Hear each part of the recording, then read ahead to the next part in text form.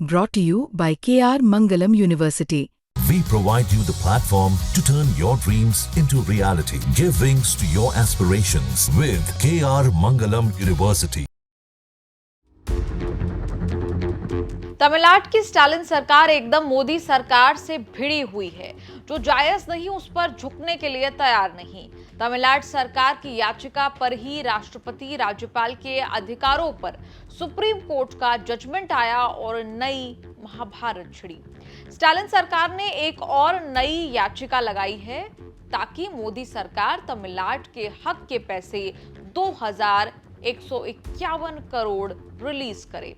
तीसरी लड़ाई अब शुरू हुई जब तमिलनाडु में विधानसभा चुनाव से ठीक पहले ईडी ने घुसने की कोशिश की।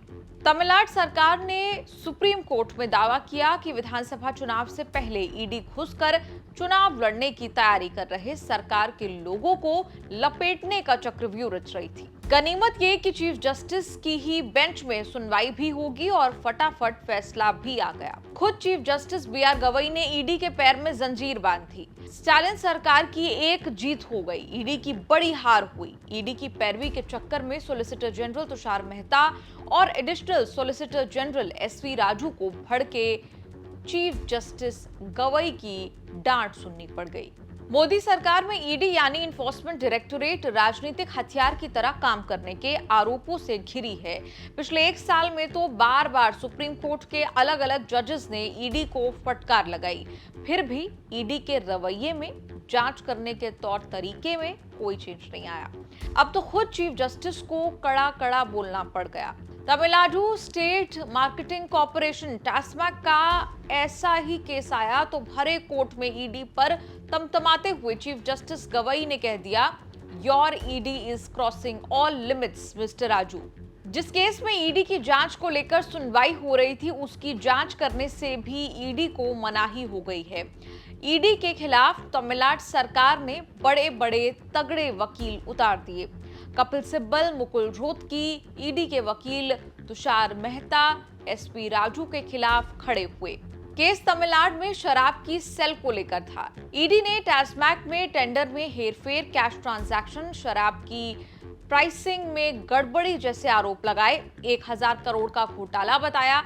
जिस मामले में ईडी ने जांच शुरू की उसकी जांच 10 साल से तमिलनाडु की सरकारें करा रही हैं।